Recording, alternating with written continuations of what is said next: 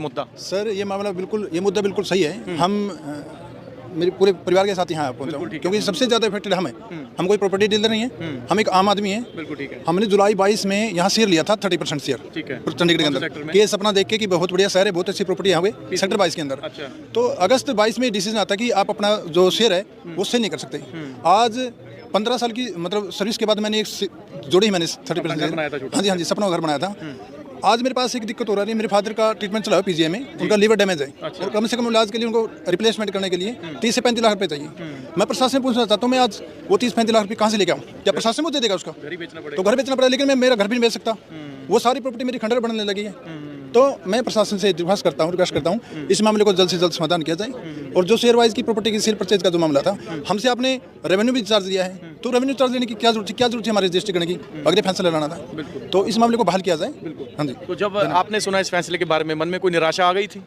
बहुत ज़्यादा आ गई थी जी। हम फंस गए, हम ऐसे फंस गए जो हमारे पहले पीछे हमारे पुश्तैनी बनाया था जोड़ के, उसको सेल किया और यहाँ लिया। तो इतनी निराशा हो गई भी, हमने सोचा कि चंडीगढ़ इतना बढ़िया शहर है, इतनी सेफ है, तो यही हमारी प्रॉपर्टी सेफ नहीं है तो क्या फ़ायदा लगा? तो हमने बहुत निराशा मिली, इसलिए हम चाह रहे हैं कि हमारे जो कानून बनाना है ये वापस हो और हमारा शेयरिंग जो हम बेच सके तो बेचें। बिल्कुल। सो भाई साहब परिवार नाल आए, कहते एक पासे पिता जी बिमार ने ਤੇ ਇੱਕ ਪਾਸੇ ਘਰ ਵੀ ਜਦੋਂ ਲਿਆ ਸੀਗਾ। ਸੋ ਭਾਜੀ ਤਿਆਰੀ ਕਰ ਰਹੇ ਹੋ ਰੈਲੀ ਦੀ, ਕਿੰਨਾ ਕੁ ਧੱਕਾ ਕਰ ਰਿਹਾ ਚੰਡੀਗੜ੍ਹ ਪ੍ਰਸ਼ਾਸਨ? ਜਿੰਨਾ ਕਹਿ ਲਈ ਉਹਨਾਂ ਥੋੜਾ। ਅੱਛਾ। ਪੂਰਾ ਧੱਕਾ ਹੋ ਰਿਹਾ ਆਮ ਜਨਤਾ ਨਾਲ, ਕਿਸੇ ਨੂੰ ਪਰਵਾਹ ਨਹੀਂ, ਕਿਸੇ ਨੂੰ ਕੁਝ ਨਹੀਂ। ਤੇ ਬਸ ਹੁਣ ਲੱਗੇ ਹੋਏ ਸਾਰੇ ਆਪਣੇ ਆਪਣੇ ਲੈਵਲ ਤੇ। ਵਜ੍ਹਾ ਕੀ ਲੱਗਦੀ? ਅਫਸਰ ਇੰਨੇ ਭਾਰੀ ਤਾਂ ਨਹੀਂ ਪੈ ਸਕਦੇ ਸਰਕਾਰਾਂ ਤੇ? ਨਹੀਂ, ਅਫਸਰ ਸੁਣਦੇ ਹੀ ਨਹੀਂ, ਭਾਰੀ ਕੀ ਪੈਣਾ ਇਹਨਾਂ ਨੇ, ਪਤਾ ਹੀ ਨਹੀਂ, ਕਿਸੇ ਨੂੰ ਰੂਲ ਹੀ ਨਹੀਂ। ਚੰਡੀਗੜ੍ਹ ਦਾ ਕੋਈ ਅਫਸਰ ਨਹੀਂ ਹੈ। ਅਫਸਰ ਆ ਕੋਈ ਪੰਜਾਬ ਦਾ, ਕੋਈ ਹਰਿਆਣਾ ਦਾ। ਚੰਡੀਗੜ੍ਹ ਬਾਹਰੋਂ ਹੋਰ ਪਤਾ ਨਹੀਂ ਕਿੱਥੋਂ ਅਫਸਰ ਲਿਆ ਕਿੱਥੇ ਲਾਏ ਹੋਏ ਆ। ਅੰਡੇਮਾਨ ਨਿੱਕੋ ਇੱਥੇ ਤਾਂ ਐਮਪੀ ਦੀ ਕੋਈ ਪੁੱਛ ਨਹੀਂ ਹੈ। ਐਮਪੀ ਇੱਕ ਕਲਰਕ ਨੂੰ ਨਹੀਂ ਬਦਲ ਸਕਦੀ, ਇੱਕ ਪੀਆਰ ਨੂੰ ਨਹੀਂ ਬਦਲ ਸਕਦੀ, ਪਾਵਰਾਂ ਹੀ ਨਹੀਂ ਹੈਗੀ ਐਮਪੀ ਕੋਲ। ਕਿਆ ਕਰੂੰਗਾ ਕੋਈ? ਤੁਸੀਂ ਨਹੀਂ ਪਹੁੰਚਿਆ ਕਰਨ ਖੇਡ ਦੇ ਕਰਨਾ ਸਭ ਕੋ ਪਹੁੰਚਿਆ ਹੈ, ਕਿਉਂ ਨਹੀਂ ਪਹੁੰਚਿਆ ਹੈ? ਹੋ ਸਕਦਾ ਚੋਣਾਂ ਕਰਕੇ ਲੇਟ ਕਰ ਰਹੇ ਹੁਣ, ਕਰਨਗੇ ਤਾਂ ਸਹੀ ਉਮੀਦ ਹੈਗੀ ਆ। ਅੱਗੇ ਦੇਖੋ ਕਿਆ ਕਰਦੇ। ਬਹੁਤ ਲਊ ਫੈਸਲਾ ਵਾਪਸ? ਪ੍ਰਸ਼ਾਸਨ ਨੂੰ ਫੈਸਲਾ ਲੈਣਾ ਪਊਗਾ। ਸਾਡਾ ਇਕੱਠ ਹੈ ਜਿਹੜਾ ਉਹ ਦਿਖਾਏਗਾ, ਫੈਸਲਾ ਵਾਪਸ ਹੋਏਗਾ, ਹਰ ਹਾਲਤ ਵਿੱਚ ਹੋਏਗਾ।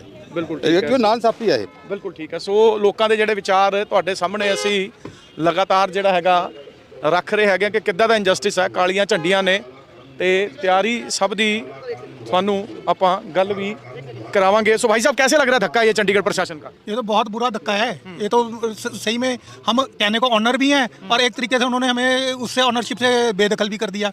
मतलब ये तो ये हालत है। सरकार ने लिया। हाँ, जबरदस्ती का ये काम कर रखा है। अफसर इतने भारी कैसे पड़ गए सरकारों? भाई ये बहुत शुरू से ही है। मेरे फादर 1958 में चंडीगढ़ आए थे, तब से हमारा 21 में अपना मकान है। ठीक है। बस वो फैमिली डिस्प्यूट के कारण उन्होंने बेचा तो अलग अलग हो गए हम। अब फादर 22 में है, मैं 21 में हूँ। अब हमारे पास दोनों के पास फ्लोर है। अब बताओ कि हम हैं भी। ठीक है, बिल्कुल। सो लोगों के विचार भी ਅਸੀਂ ਤੁਹਾਨੂੰ ਨਾਲ ਦੇ ਨਾਲ ਜਿਹੜਾ ਸੁਣਾ ਰਹੇ ਹੈਗੇ ਆ। ਬਕਾਇਦਾ ਕਾਰ ਰੈਲੀ ਹੈ। ਕਿੱਦਾਂ ਲੱਗਦਾ ਸਰ ਵੀ ਇਹ ਧੱਕਾ ਹੈ, ਗਲਤ ਫੈਸਲਾ ਹੈ? ਇਸ ਤਰ੍ਹਾਂ ਜੀ ਜੋ ਮੈਂ ਸਮਝਣਾ ਕਿ ਇਹਨਾਂ ਕੋਲ ਅਗਰ ਸੁਪਰੀਮ ਕੋਰਟ ਦੇ ਡਿਸੀਜਨ ਦੀ ਇੰਟਰਪ੍ਰੀਟੇਸ਼ਨ ਨਹੀਂ ਸੀਗੀ, ਕਿਸ ਬੇਸਿਸ ਤੇ ਇਹਨਾਂ ਨੇ ਉਹ 9 ਫਰਵਰੀ ਦਾ ਆਰਡਰ ਕੱਢ ਦਿੱਤਾ। ਹੁਣ ਉਹ ਕਹਿ ਰਹੇ ਨੇ ਕਿ ਅਸੀਂ ਸੁਪਰੀਮ ਕੋਰਟ ਰੈਫਰ ਕਰਾਂਗੇ ਇੰਟਰਪ੍ਰੀਟੇਸ਼ਨ ਵਾਸਤੇ। ਅਗਰ ਤੁਹਾਨੂੰ ਪਹਿਲੇ ਇੰਟਰਪ੍ਰੀਟੇਸ਼ਨ ਨਹੀਂ ਸੀਗੀ ਤੇ ਤੁਸੀਂ ਉਹ ਆਰਡਰ ਕਿਸ ਬੇਸਿਸ ਤੇ ਪਾਸ ਕੀਤਾ? ਸਾਡਾ ਇਹ ਮੇਨ ਮੁੱਦਾ ਹੈ। ਥੋਰਲੀ ਉਹਨੂੰ ਦੇਖਿਆ ਨਹੀਂ ਗਿਆ, ਨਾ ਸਮਝਣ ਦੀ ਕੋਸ਼ਿਸ਼ ਕੀਤੀ। ਸਮ other things have played part which can't B मतलब चैनल के ऊपर नहीं कही जा सकती।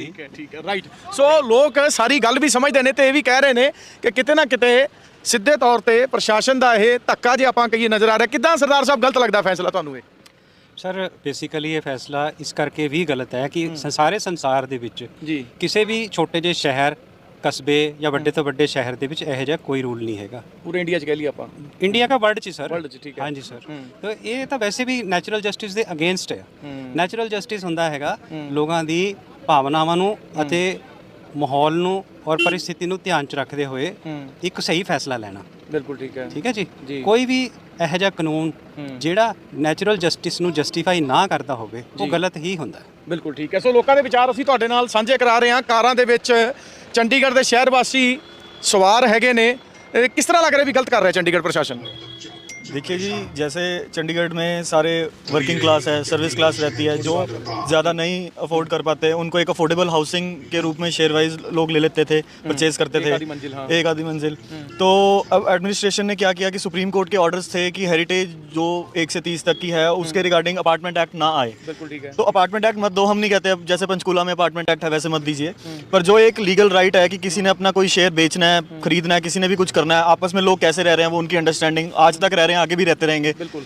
तो ये चीज़ खुलनी चाहिए, ये गलत किया एडमिनिस्ट्रेशन ने, उनको ये चीज़ खोलनी चाहिए, या फिर दूसरी फिर यही ऑप्शन है, अगर उनको लगता है ऐसी चीज़ है तो अपार्टमेंट एक्ट दे दीजिए। ਬਿਲਕੁਲ ਠੀਕ ਹੈ। ਸੋ ਗੱਲ ਕੀ ਹੈ, ਇੱਕ ਵਾਰ ਤੁਹਾਨੂੰ ਦੱਸਦੇ ਹਾਂ, ਹੈਰੀਟੇਜ ਜਿਹੜਾ ਬਣਾਇਆ ਗਿਆ ਵੀ 1 ਤੋਂ 30 ਸੈਕਟਰ ਤੱਕ ਪਹਿਲਾਂ ਪ੍ਰਸ਼ਾਸਨ ਦਾ ਫੈਸਲਾ ਆਂਦਾ, ਕੋਈ ਜਿਹੜਾ ਪ੍ਰਾਪਰਟੀ ਆਪਣੀ ਵੇਚ ਨਹੀਂ ਸਕਦਾ, ਕੋਈ ਉਹਦੇ ਨਾਲ ਛੇੜਛਾੜ ਨਹੀਂ ਕਰ ਸਕਦਾ, ਪਰ ਪੂਰੇ ਚੰਡੀਗੜ੍ਹ ਦੇ ਵਿੱਚ ਮਾਮਲਾ ਸੁਪਰੀਮ ਕੋਰਟ ਤੱਕ ਵੀ ਜਿਹੜਾ ਹੈਗਾ ਪਹੁੰਚਦਾ ਹੈ ਤੇ ਉਸ ਤੋਂ ਬਾਅਦ ਪੂਰੇ ਚੰਡੀਗੜ੍ਹ 'ਚ ਲਾਗੂ ਹੋ ਜਾਂਦਾ। ਭਾਜੀ ਕਿੱਦਾਂ ਲੱਗ ਰਿਹਾ ਵੀ ਐਡਮਿਨਿਸਟ੍ਰੇਸ਼ਨ ਇਨਜਸਟਿਸ ਕਰ ਰਿਹਾ? ਨਹੀਂ, ਆਬਵੀਅਸਲੀ ਐਡਮਿਨਿਸਟ੍ਰੇਸ਼ਨ ਇਨਜਸਟਿਸ ਕਰ ਰਿਹਾ ਹੈ। ਜਿਹੜਾ ਸ਼ੇਅਰ ਹੋਲਡਰਸ ਸੇਲ ਪਰਚੇਜ਼ ਹੈ ਜਿਹੜਾ ਉਹਨਾਂ ਨੇ ਰੁਕਿਆ ਹੋਇਆ ਹੈ, that should not be implement.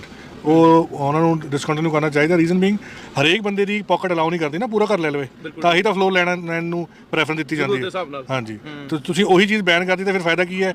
ਹੁਣ ਕੋਈ ਬੰਦਾ ਆਪਣੀ ਹਰੇਕ ਬੰਦਾ ਡਿਵੈਲਪਮੈਂਟ ਚਾਹੁੰਦਾ, ਆਪਣੀ ਲਿਵਿੰਗ ਆਫ ਸਟੈਂਡਰਡ ਵਧਾਉਣਾ ਚਾਹੁੰਦਾ ਹੈ, ਅਗਰ ਉਹ ਸਟੈਪ ਨਹੀਂ ਲੈ ਸਕਦਾ ਤਾਂ ਉਹਨੂੰ ਇੱਥੇ ਰਹਿਣ ਦਾ ਫਾਇਦਾ ਕੀ ਹੈ ਫਿਰ? ਬਿਲਕੁਲ ਠੀਕ ਹੈ। ਸ਼ਹਿਰ ਦੇ ਵਿੱਚ ਰਹਿਣ ਦਾ ਹਰੇਕ ਦਾ ਮਕਸਦ ਵੀ ਹੈ, ਹੱਕ ਵੀ ਹੈ, ਬਟ ਉਹ ਉਸ ਚੀਜ਼ ਨੂੰ ਗਵਰਨਮੈਂਟ ਸਪੋਰਟ ਕਰ ਹੀ ਨਹੀਂ। ਉਹ ਤਾਂ ਟੋਟਲੀ ਉਹਨੂੰ ਬੈਨ ਕਰ ਰਹੀ ਹੈ ਕਿ ਤੁਸੀਂ ਪਰਚੇਜ਼ ਨਹੀਂ ਕਰ ਸਕਦੇ, ਤੇ ਜਿਹੜਾ ਰੂਲ ਅਪ ਟੂ 30 ਸੈਕਟਰ ਸੀਗਾ ਹੁਣ ਪੂਰੇ ਚੰਡੀਗੜ੍ਹ 'ਚ ਲਾਗੂ ਹੋ ਗਿਆ। ਮਤਲਬ ਪ੍ਰਾਪਰਟੀ ਤੁਹਾਡੀ ਹੈ ਤੇ ਮਾਲਕ ਦੀ ਸਰਕਾਰ ਹੋਗੀ। ਸਰਕਾਰ ਹੋਗੀ, ਡਿਸਾਈਡ ਉਹ ਕਰ ਰਹੀ ਹੈ, ਫਿਰ ਸਾਡਾ ਕੀ ਰੋਲ ਬਣਿਆ ਜਾਂ ਸਾਡਾ ਕੀ ਫਾਇਦਾ ਹੋਇਆ ਇਹਦੇ ਵਿੱਚ? ਬਿਲਕੁਲ ਠੀਕ ਹੈ। ਸਿੱਧਾ ਇਨਜਸਟਿਸ ਹੈ ਜਿਹੜਾ ਸ਼ਹਿਰ ਵਾਸੀ ਕਹਿ ਰਹੇ ਨੇ, ਪ੍ਰਸ਼ਾਸਨ ਸਾਡੇ ਨਾਲ ਕਰਦਾ ਪਿਆ ਲਗਾਤਾਰ। ਤੁਹਾਡੀ ਜਿਹੜੀ ਹੈਗੀ ਹੈ ਗੱਲਬਾਤ ਵੀ ਆਪਾਂ ਇਸ ਮੁੱਦੇ ਤੇ ਲੋਕਾਂ ਨਾਲ ਕਰ ਰਹੇ ਹਾਂ, ਸ਼ਹਿਰ ਵਾਸੀਆਂ ਨਾਲ कर रहे हैं, स्लोगन लोगों ने रेज किए हुए। मैडम कितना लग रहा है इनजस्टिस है? बहुत ज़्यादा इनजस्टिस है जी। जैसे मैंने अपने बच्चे को बाहर भेजना है तो उस वक्त अब मैं अपना शेयर बेच ही नहीं सकती हूँ, तो ये बहुत बड़ी प्रॉब्लम है हमारे लिए। तो इसके लिए ज़रूर कुछ करना चाहिए ताकि मैं अपना शेयर बेच सकूँ। क्या लगता है प्रशासन की क्या मजबूरी लगती है? प्रशासन अपना प्रॉफिट देख रही है कि हाँ जी हाँ उन्होंने पूरी कोठी बेचे हैं या उनको अपने जो प्रॉफिट नज़र आ रहे हैं या आसपास के जो फ्लैट्स उन्होंने बिकवाने हैं। अगर हमने अपना शेयर बेचना है तो हम कैसे बेचें ना, ये हमारी बहुत बड़ी प्रॉब्लम है। बिल्कुल ठीक है। सो गल्लां की निकल रही ने, किसी के घर च बजुर्ग बीमार है, उन्हें कोई इलाज कराना है पर ਉਹਦੇ ਕੋਲ ਪੈਸਾ ਨਹੀਂ ਹੈ, ਕਿਸੇ ਨੇ ਆਪਣੇ ਬੱਚੇ ਨੂੰ ਵਿਦੇਸ਼ ਭੇਜਣਾ ਸੀ, ਬਾਹਰ ਭੇਜਣਾ ਸੀ, ਉਹਨਾਂ ਦੇ ਕੋਲ ਪੈਸੇ ਨਹੀਂ ਹੈ, ਤੇ ਬਿਮਾਰ ਜਿਹੜਾ ਹੈਗਾ ਕਿੱਦਾਂ ਇਲਾਜ ਹੋਏਗਾ? ਸੋ ਇੱਕ ਵੱਖੋ ਵੱਖ ਰੂਪ ਜਿਹੜੇ ਚੰਡੀਗੜ੍ਹ ਦੇ ਤੁਹਾਨੂੰ ਅੱਜ ਇੱਕ ਕਾਰ ਰੈਲੀ ਬੜੇ ਵੱਡੇ ਪੱਧਰ ਤੇ ਚੰਡੀਗੜ੍ਹ ਦੇ ਵਿੱਚੋਂ ਨਿਕਲ ਰਹੀ ਹੈਗੀ ਹੈ, ਤੇ ਗੱਲ ਵੀ ਆਪਾਂ ਕਰਾਂਗੇ। कैसे लगता है प्रशासन गलत कर रहा है? गलत कर रहा है कि पहले थोड़े थोड़े पैसे होते थे तो एक फ्लोर इंतजाम करके लोन ले लेते थे। अब जो है ना लोन मिल रहा है ना पैसे उतना इकट्ठा हो रहा है। जिसके पास पैसे नहीं है वो तीनों फ्लोर करोड़ों का कहाँ से लेगा? इतनी उसकी हैसियत नहीं। 15-20 हज़ार सैलरी वाले बंदे के पास तो कुछ भी करने के लिए मतलब नहीं नहीं मिलता उसे, फिर बैंक वाले जाने नहीं देते लोन की। अब क्या बात करते हैं, कहते हैं नहीं लोन बंद है। प्रशासन की क्या मजबूरी लगती है? प्रशासन की क्या, कभी कहते हैं कि एक घर में 3 बंदे रहेंगे, 3 कोठियाँ लेंगे तो 15 गाड़ियाँ ले लेते हैं, 10 गाड़ियाँ ले लेते हैं। इसके चलते वो तो गाड़ियों पर रोक लगाए ना, पार्किंग की जगह दे। ये क्या मतलब बनता है कि घर को जो है बेचना ही बंद कर दे? अब हम लोग 3 भाई हैं, डैडी अलग अलग दे नहीं पा रहे हैं। कल को जो है किसके मन में कोई बसा हुआ है, कल बड़ा भाई कहे कि नहीं ये घर मेरे नाम पे है, तो छोटा वाला कहाँ जाएगा? अगर नाम पे रजिस्ट्री होगी तो वो अपना फाइट कर सकता है, कानूनी कार्रवाई करा सकता है। ऐसा कुछ है ही नहीं, ये सारे बंद कर दिए तो परेशान है हम लोग। झगड़े करवाने के मौके बना रहा है बिल्कुल बिल्कुल झगड़े करवाने के प्रशासन मौका बना रहा है। बिल्कुल ठीक है। सो ਲੋਕਾਂ ਦੇ ਵਿਚਾਰ ਜਿਹੜਾ ਤੁਹਾਡੇ ਸਾਰਿਆਂ ਨਾਲ ਅਸੀਂ ਸਾਂਝੇ ਕਰਾ ਰਹੇ ਹਾਂ ਰੈਲੀ 'ਚ ਜਿਹੜੇ शामिल हुए ने। सो औरतां भी पहुंची हुई ने। कितना लगता है मैडम कि कुछ इनजस्टिस कर रहा है प्रशासन? नहीं, ये तो धक्का है। देखो सरासर ये तो एक आम बंदे को भी इतनी सी बात समझ आती है कि ये मोटा उनको चढ़ावा चढ़ा है कि चंडीगढ़ की प्रॉपर्टी कहाँ, तो एक चंडीगढ़ का नाम होता था उसको मतलब इन्होंने 40 पे ला के रख दिया है ना। और चलो उसके बाद आसपास पंचकूला, मोहाली, इधर न्यू चंडीगढ़, इसके रेट बढ़ाने के लिए ये तो एक बच्चे को भी समझ आती है कि ये क्या हो रहा है। लेकिन इसका हम बड़े बड़े अच्छे से लोग देखो हमारा साथ दें। मुझे लगता है अगर मेरे को अकेली को भी अपने घर पे ये इसके कौन से हमारा टैक्स है, house tax, property tax, commercial हम देते हैं, रेजिडेंशियल हम, गार्बेज हम 3 फ्लोर का देते हैं। किस लिए देते हैं? नहीं, हमें हमारा हक ही नहीं दिया जा रहा कि हम अपनी प्रॉपर्टी नहीं सेल कर सकते। इसका सीधा सीधा ये है कि हम मर जाएं। इनको हम ये नहीं कह सकते कि हम मर जाएं, लेकिन हम मर रहे हैं। मार रहा है प्रशासन, मार रहा है प्रशासन, मार रहा है। अच्छा, ये जो ਹੈਰੀਟੇਜ ਬਣ ਜਾਏਗਾ ਚੰਡੀਗੜ੍ਹ ਤੇ ਤੁਹਾਡੇ ਸ਼ਹਿਰ ਦੀ ਤਾਂ ਪਛਾਣ ਵੱਖਰੀ ਹੋ ਜਾਏਗੀ, ਤਰੱਕੀ ਹੈ ਸ਼ਹਿਰ ਦੀ। ਉਹ ਤਾਂ ਅੱਛੀ ਗੱਲ ਹੈ ਨਾ ਕਿ ਹੈਰੀਟੇਜ ਕਰ ਨਹੀਂ ਹੁੰਦੇ। ਹੈਰੀਟੇਜ ਸਿਟੀ ਹੁੰਦੀ ਹੈ, ਇਹਦਾ ਮਤਲਬ ਇਹ ਨਹੀਂ ਹੁੰਦਾ ਕਿ ਤੁਸੀਂ ਘਰਾਂ ਨੂੰ ਹੈਰੀਟੇਜ ਕਰ ਦਿਓ। ਇੱਕ ਬਿਲਡਿੰਗ ਹੈ, ਇੱਕ ਮੋਨੂਮੈਂਟ ਹੈ, ਤੁਸੀਂ ਉਹਨੂੰ ਹੈਰੀਟੇਜ ਕਰ ਸਕਦੇ ਹੋ ਕਿਉਂਕਿ ਉਹਨੂੰ ਤਾਂ ਉਹਦੇ ਵਿੱਚ 10 ਲੋਕ ਨਹੀਂ ਰਹਿ ਰਹੇ, ਉਹਨੂੰ ਸਰਕਾਰ ਹੀ ਮੈਨੇਜ ਕਰ ਰਹੀ ਹੈ। ਇਹ ਤਾਂ ਕਰ ਰਿਹਾ। ਔਰ ਤੁਸੀਂ ਦਿੱਤਾ ਰਾਈਟ ਟੂ ਪ੍ਰਾਪਰਟੀ, ਆਜ਼ਾਦੀ ਦੇ ਬਾਅਦ ਸਾਰਿਆਂ ਨੂੰ ਰਾਈਟ ਟੂ ਪ੍ਰਾਪਰਟੀ ਦਿੱਤਾ ਗਿਆ, ਉਹ ਤਾਂ ਤੁਸੀਂ ਖੋਹ ਲਿਆ। ਫਿਰ ਅਸੀਂ ਫੰਡਾਮੈਂਟਲ ਰਾਈਟ ਕੀਤੇ। ਪ੍ਰਾਪਰਟੀ ਮਤਲਬ ਤੁਹਾਡੀ ਹੈ, ਮਾਲਕ ਸਰਕਾਰ ਹੋਗੀ ਇੱਕ ਕਿਸਮ ਦੀ। ਅੱਜ ਇਹ ਸਰਕਾਰ ਹੈ, ਕੱਲ ਦੂਸਰੀ ਆਏਗੀ, ਉਹ ਸੋਚੇਗੀ ਚਲੋ ਉਹ ਕਰ ਦੇਗੀ, ਉਹ ਕਰ ਦੇਗੀ, ਕੌਣ ਕਰੇਗਾ। ਅੱਛਾ, ਜਿੱਦਾਂ ਇੱਥੇ ਕਿਹਾ ਜਾ ਰਿਹਾ ਕਿ ਅਫਸਰ ਬੜੇ ਭਾਰੀ ਨੇ ਸਰਕਾਰਾਂ ਦੇ ਉੱਪਰ, ਲੀਡਰਾਂ ਤੋਂ, ਅਫਸਰ ਤਾਂ ਕੋਈ ਪੈਸਾ ਨਹੀਂ ਨਾਲ ਲੈ ਕੇ ਜਾ ਸਕਦੇ, ਸਰਕਾਰਾਂ ਨੂੰ ਹੀ ਆਣਾ, ਡਿਵੈਲਪਮੈਂਟ ਹੀ ਹੋਣੀ ਹੈ। ਮੈਨੂੰ ਇਹ ਨਹੀਂ ਸਮਝ ਆਉਂਦਾ, ਅਸੀਂ ਤਾਂ ਬਹੁਤ ਛੋਟੇ ਲੈਵਲ ਦੇ ਹਾਂ, ਸਾਡੇ ਤੋਂ ਛੋਟੇ ਸਾਨੂੰ ਗਿਫਟ ਮਿਲਿਆ ਜਾਂ ਸਾਨੂੰ ਆਪਣੇ ਪੇਰੈਂट्स ਦੀ ਤਰਫ ਤੋਂ ਚੀਜ਼ ਮਿਲੀ, ਅਸੀਂ ਆਪਣੇ ਬੱਚਿਆਂ ਨੂੰ ਕੀ ਦੇ ਕੇ ਜਾ ਰਹੇ हैं, उन्हें जोगे भी नहीं रहे। ਅਸੀਂ ਤਾਂ कुछ नहीं रहे होते। पहले तो हम अपने घर से सोच शुरू करेंगे ना, समाज में तो हम आगे बढ़ेंगे ना। इन्होंने तो हमें हमारे घर में ही दबा दिया कि तुम मिट्टी हो जाओ, आगे का तुम क्या सोचोगे, वो तो हम बैठे हैं, वो तो ये प्रशासन बैठा है ना अपने लिए सोचने के लिए। ठीक है, धक्का लग रहा है पूरा। धक्के तो भी ऊपर ही लग रहे हैं, धक्का तो ये ਹੁੰਦਾ कि चलो आज खत्म हो जाएगा, ਹੁਣ ਤਾਂ ਇਹ ਨਹੀਂ ਪਤਾ ਕਦੀ ਹੋਏਗਾ ਕਿ ਨਹੀਂ होएगा। पीरियड कदों खत्म होएगी जी, कोई समय नहीं, कुछ समय नहीं है। नहीं, लेकिन हम कराएंगे, है ना? भारतीय नागरिक हैं, ऐसा नहीं है। लोग सोच रहे हैं कि ਸਾਡੇ ਨਾਲ ਤਾਂ ਹੋਇਆ ਨਹੀਂ, है ना? कई लोग नहीं ਘਰਾਂ ਚੋਂ ਨਿਕਲ ਰਹੇ, ਪਰ ਉਹ ਇਹ ਨਹੀਂ ਸੋਚ ਰਹੇ ਉਹਨਾਂ ਦੇ ਅੱਗੇ 3 ਬੱਚੇ ਹੈ, 2 ਬੱਚੇ ਹੈ। ਇੱਕ ਬੱਚਾ ਕਹਿੰਦਾ ਮੈਂ ਫੋਰਨ ਜਾਣਾ ਪੜਨ ਲਈ, ਦੂਸਰਾ ਕਹਿੰਦਾ ਅੱਛਾ ਮੈਂ ਤਾਂ ਇੰਡੀਆ ਹੀ ਰਹੂੰਗਾ, ਮੈਂ ਚੰਡੀਗੜ੍ਹ 'ਚ ਹੀ ਰਹਿਣਾ। ਤੇ ਦੂਸਰੇ ਬੱਚੇ ਨਾਲ ਤਾਂ ਧੱਕਾ ਹੋ ਰਿਹਾ, ਕੀ ਪਤਾ ਉਹਨੂੰ ਫੋਰਨ ਜਾ ਕੇ ਵੀ ਬਹੁਤ ਪ੍ਰੋਬਲਮਸ ਹੈਗੀਆਂ। ਉਹ ਚਾਹੁੰਦਾ ਹੈ ਕਿ ਮੈਨੂੰ ਮੇਰੇ ਪੇਰੈਂट्स फाइनेंशियली हेल्प करन, वो कर ही नहीं सकते, कितना करेंगे? कोई बात नहीं, लक्ष्मीबाई भी एक अकेली अपने आप में काफ़ी थी। अगर हमें दिखाना पड़ा तो हम इनके लिए चंडी भी बन जाएंगे। बिल्कुल ठीक है। सो ਤੁਸੀਂ ਚੰਡੀਗੜ੍ਹ ਦੇ ਰਹਿਣ ਵਾਲੇ ਨੇ ਤੇ ਚੰਡੀ ਬਣਨ ਦੀ ਵੀ ਗੱਲ ਹੋ ਰਹੀ ਹੈ ਚੰਡੀਗੜ੍ਹ ਵਾਲਿਆਂ ਦੀ। ਇੱਕ ਵਾਰ ਫਿਰ ਤੁਹਾਨੂੰ ਲੈ ਕੇ ਚੱਲਦੇ ਹਾਂ। ਸ਼ੁਰੂਆਤ ਆਪਾਂ ਜਿੱਥੋਂ ਕੀਤੀ ਸੀ, ਸਾਰਾ ਉਹ ਮੁੱਦਾ ਕੀ ਹੈ ਤੁਹਾਡੇ ਸਾਹਮਣੇ ਹੈ। ਇੱਕ ਵਾਰ ਤੁਹਾਨੂੰ ਸਾਰਾ ਆਪਾਂ ਦੱਸਾਂਗੇ, ਇਹਨਾਂ ਅੱਖਰਾਂ ਦੇ ਵਿੱਚ ਸਾਰੀ ਚੀਜ਼ ਨਿਕਲ ਆਏਗੀ। Chandigarh administration take back your black order, don't enforce it, my share is my property and my property is my right. ਪੈਸਾ ਤੁਹਾਡਾ, ਘਰ ਤੁਹਾਡਾ, ਚੀਜ਼ ਤੁਹਾਡੀ। ਪ੍ਰਸ਼ਾਸਨ ਕਵੇ ਨਾ ਨਾ ਤੁਸੀਂ ਇਹਨੂੰ ਵੇਚ ਨਹੀਂ ਸਕਦੇ, ਸੰਭਾਲ ਕੇ ਰੱਖੋ। ਵੇਚਣਾ ਵੀ ਕਿਉਂ ਚਾਹ ਰਿਹਾ? ਕਿਸੇ ਨੇ ਬੱਚੇ ਵਿਦੇਸ਼ ਭੇਜਣੇ ਨੇ, ਕਿਸੇ ਦੇ ਮਾਪਿਓ ਬਿਮਾਰ ਨੇ, ਇਲਾਜ ਕਰਾਉਣਾ, ਕਿਸੇ ਨੇ ਹੋਰ ਕੋਈ ਜ਼ਿੰਦਗੀ ਦੇ ਵਿੱਚ ਆਪਣਾ ਵੱਡਾ ਕੋਈ ਆਪਣੀ ਜ਼ਰੂਰਤ ਪੂਰੀ ਕਰਨੀ ਹੈ। ਪਰ ਹੈਰੀਟੇਜ ਦੇ ਨਾਂ ਤੇ ਤੁਸੀਂ ਆਪਣੇ ਘਰ ਵੀ ਨਹੀਂ ਵੇਚ ਪਾਓਗੇ।